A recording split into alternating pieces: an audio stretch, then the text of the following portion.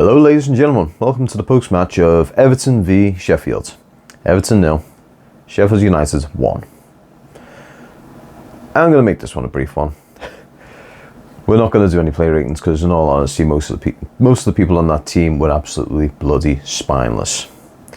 Pickford was the only one who actually held solidly. He kept us in the game for the most part. The goal that went in, that was not his fault at all. In all fairness, that was not his fault.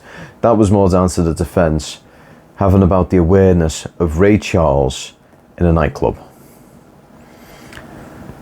So, to summarise, Everton in that game were completely and utterly spineless. Players just didn't seem to know what the hell they were doing.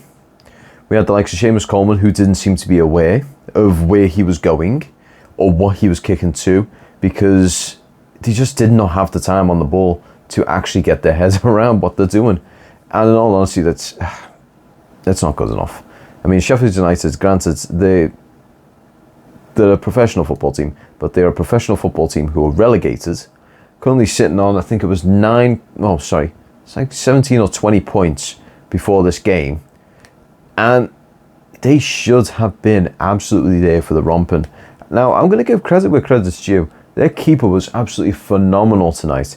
He blocked so many shots, made some really critical saves, made a brilliant save against Alan's shot. But in all fairness, a lot of the shots we took at that goal were haphazard, half-hearted, and just basically they looked like they were running around with genders on. They did not look like they wanted to actually score or put the actual fucking mile in. Now, that is not the Everton way. I mean, look in the bloody Walter Smith days or the really early David Moyes days. The lads who were in that club at that time were fighting absolutely tooth and nail for the badge. Most of these lads they look like they couldn't give a toss about the badge. I'm watching a lot of the players run around that pitch right now and they do not look interested in this badge. The only thing they're interested in is their bank account and what goes into it at the end of the week. That is all that it looks like they give a crap about. And that is absolutely disgusting. You're playing for Everton. You're playing for the fans who pay money to watch you. Granted, at the moment they're not paying money to watch you because the fucking grounds aren't open. But the grounds will be open next week against Wolves. And they're going to make it fucking heard. You will hear those fans. And if you screw up the way you played there, they will boo you off the damn pitch. You will not get a standing ovation. You will be booed for what you did. That was not the Everton way. And quite frankly, players are aware of this. After I had watched the game, I'd watched it at my family's place. I drove home and I drive past Goodison. And I drive down Watton Hall Avenue, all the way down. And while I was coming up, I ran into a player. I am not going to name them, just for the sake of, I really don't want to name them. I would not feel comfortable doing that, and I'd feel terrible for doing that, because they are people after all. But even he agreed that everyone's heads are all over the show at the moment. Their heads are just not in the right mindset of getting this game put to bed. Now, I'm wondering, because for some reason this seems to be an Everton thing. We've done this over the bloody years. Even in the Moyes era, we were doing this. When it's a team that is of a high calibre, say for argument's sake, your Manchester United's, Manchester City's, Chelsea, Arsenal to an extent, Liverpool, bloody Spurs, Leicester. When we play against these sorts of teams, for some reason, I do not understand why, but for some reason, we show for these teams and we really put a fight out on them. We look like a team that's actually worth our weight in fucking salt. Whereas when we play against the likes of Burnley, West Brom, bloody Sheffield, Aston Villa at home, Southampton, the rest of these guys, we look like an absolute rank amateur team. Seriously, we look like a League 2 team, in all honesty. Watching us play against them sort of people, we look like a League 2 team, and they look like an in prime bloody Paris Saint-Germain, Bayern Munich, Dortmund, Real Madrid, any other team that is, of European standards, they look like that in comparison to us when we play. And we really, really need to fucking step it up. The first thing, my main gripe though, was looking at the position, and the main one that keeps standing out to me is Richarlison. He is not an out-and-out striker. He's a forward player, but he is a forward player that you want to play on the left wing.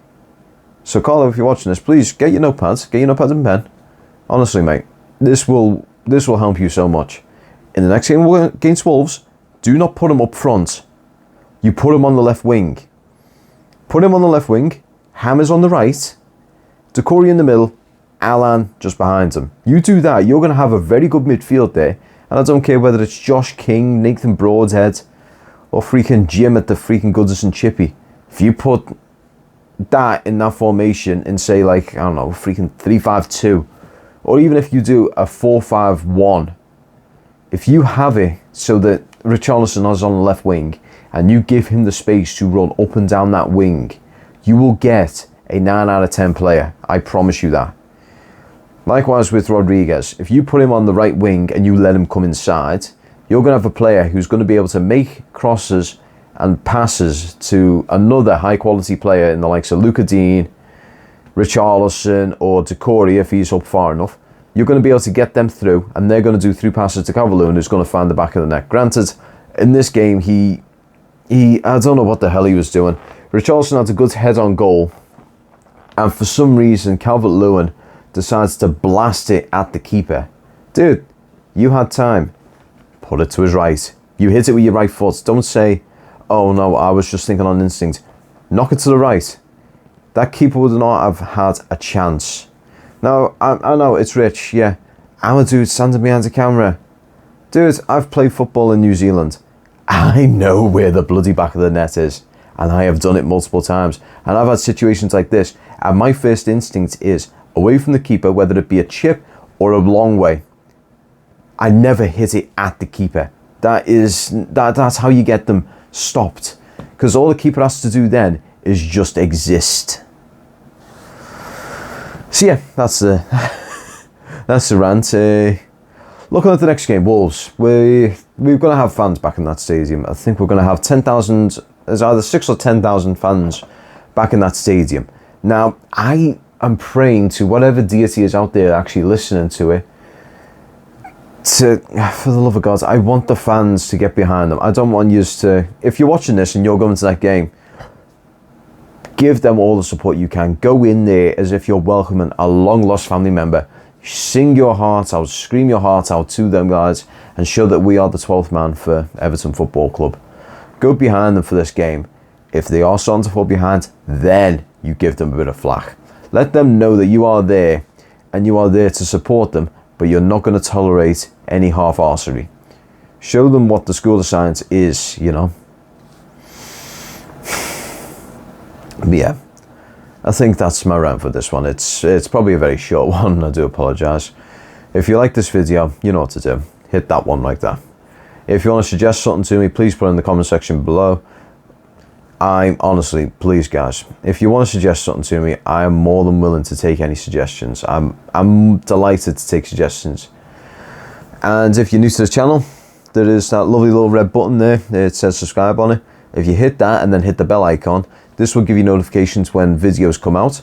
In all fairness though, you will probably already get the gist of when these videos are going to be coming out, because they will come out either a day or 2 days before a match, or they're going to be after the match or a day after the match. It's going to be within this bracket. That's pretty much for the pre-match and post-match. In the off-season though, we're going to be doing weekly videos. These are going to be transfer rumour roundups pretty much, and it's just going to be me expressing my opinion on certain transfers coming in and out. In all fairness though, the transfers that are coming out, they're most likely going to be the likes of Richarlison. Is probably going to leave this summer because he said he wanted European football. And at this rate, I don't think we're going to be giving them European football. If we are, it's going to be Intertoto, and that's just going to be Eastern Europeans who are going to rip the living crap out of him physically. They are literally going to pummel him into a bloody pulp just for the sake of hitting them. The Eastern European football is a brutal, brutal game, and we cannot afford to put a full-fledged squad who are pretty much made of glass. Seriously, a lot of these players, they pick up some really nasty injuries, and I'm watching them play and I'm like, okay, so how the hell have you pulled that off? But yeah, thank you very much for watching, and I will see you all in the next video. Take care, love yous, bye.